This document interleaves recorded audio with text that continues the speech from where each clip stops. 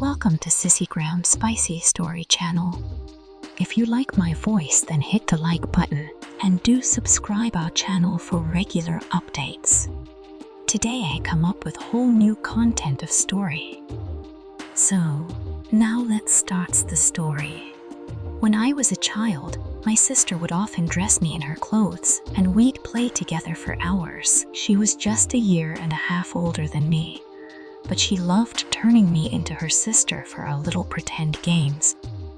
Our mom didn't mind it at all. She found it sweet that we enjoyed spending time together this way, and it became a normal part of our childhood routine. As I got older, something inside me started to shift. I became more drawn to the feel of girls' clothing, like skirts and dresses, and the softness of fabrics. It wasn't just about the clothes. There was something deeper about stepping into that world that felt right, though I couldn't fully understand why at the time.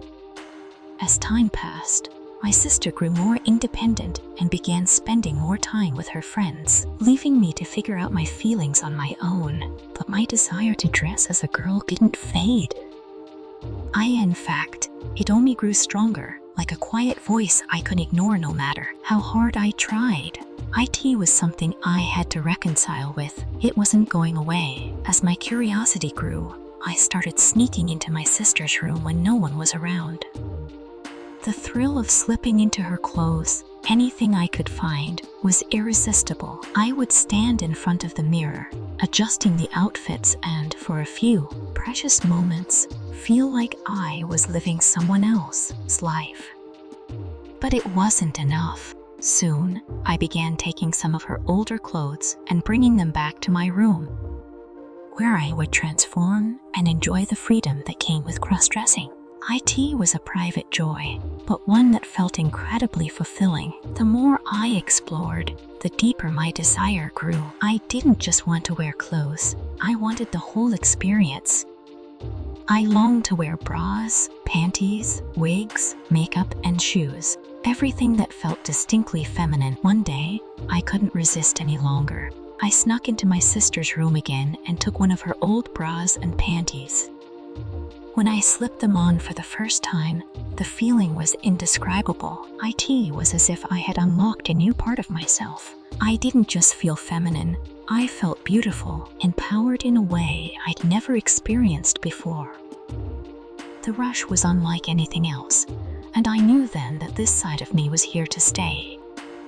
From that moment on, wearing a bra and panties became an essential part of my cross-dressing routine. But soon, my sister started noticing that some of her clothes were missing. She confronted me, and with a knot in my stomach, I nervously denied it, claiming I had no idea where they went.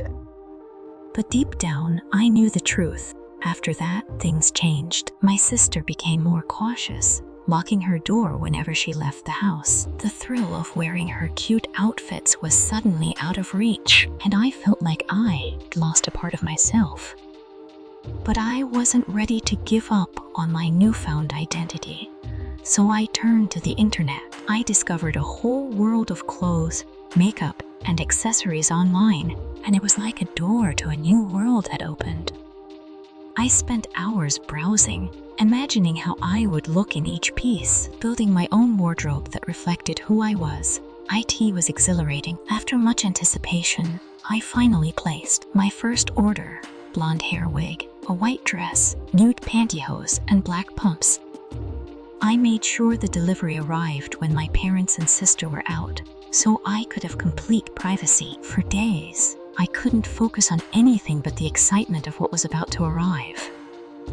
When the package finally came, I felt a mix of exhilaration and nerves. I rushed to my room and eagerly opened it. Everything was just as I had hoped, but the wig in particular impressed me. Though synthetic, it looked and felt like real hair. When I put it on, I couldn't believe how much it transformed my appearance. Suddenly, I wasn't just playing dress-up anymore. I looked like a girl. The long hair made me feel completely feminine in a way I never felt before. I knew then that this was who I truly was. I slipped into my sister's old bra and panties, stuffing the bra cups with socks to give myself a bit more shape. I then carefully pulled on the new dress, which was a little tight around the shoulders, but still managed to hug my body in ways I hadn't expected. The pantyhose felt like heaven against my legs. Finally, I put on the black pumps, and in that moment, my transformation felt complete. I stood in front of the mirror, amazed at how different I looked, and even more surprising, how good it felt. I couldn't stop posing and adjusting the wig. With no one home, I decided to step outside my room and wander around the house, feeling the thrill of each step. It was the first time I truly felt in tune with myself.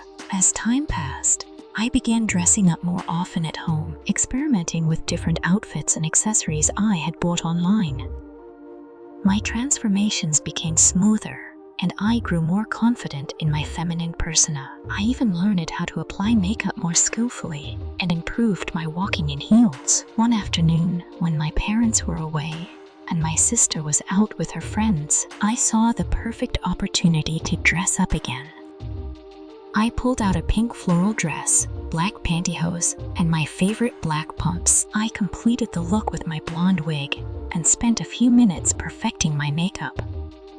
Once I was satisfied with the result, I felt an overwhelming sense of pride and excitement. I then decided to try something bold. I snuck into my sister's room. The door was slightly ajar, and I couldn't resist the urge to check out her wardrobe. Inside, there were so many clothes, and I was dazzled by the options. I selected a pink pleated skirt and a white top, and once I had changed, I couldn't stop smiling at the reflection in the mirror. I felt feminine and elegant, like I was living in a dream. I also tried on her shoes, though they were too small for my feet, and spritzed myself with one of her perfumes, adding the finishing touch to my transformation. But then, just as I was enjoying the moment, I heard the front door open. My sister was home. Panic surged through me as I scrambled to remove her clothes and get out of the room, but it was too late. She caught me, and the moment she saw me, she screamed in shock.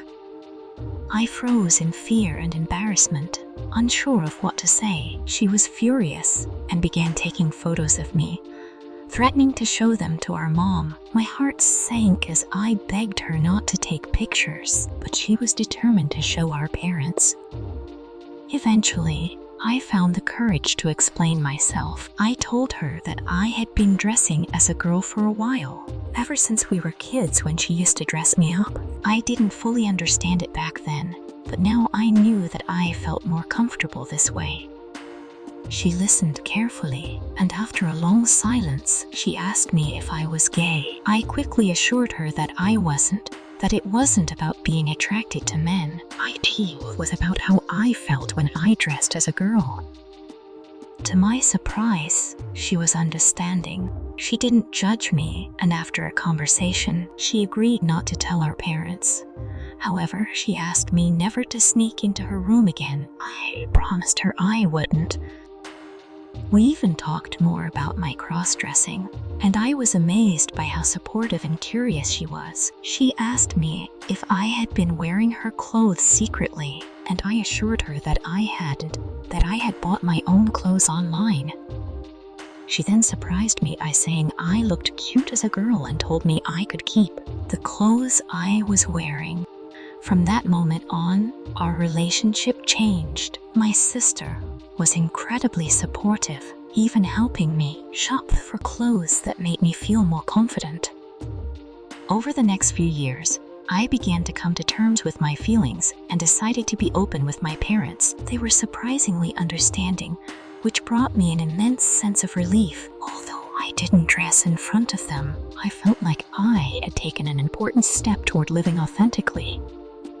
After moving out for college, I finally had my own space where I could truly be myself. Looking back, I'm grateful that my sister caught me that day because it gave me the courage to be open about my cross-dressing and helped me find the acceptance I needed from my family. Years later, I met someone named Maxim. We hit it off immediately, And as our relationship grew, I realized that he accepted me for who I was.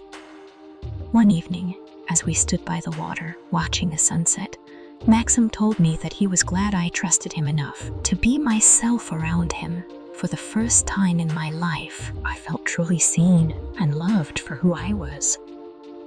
With Maxim by my side, I knew I had everything I needed to face whatever challenges lay ahead. I was no longer just a crossdresser. I was Derek, someone who had found the courage to live authentically. And this was only the beginning of something even more wonderful. This is where the story wraps up. Share your thoughts in the comments below. For more stories like this, be sure to subscribe to my channel. I'll talk to you soon. See you next time.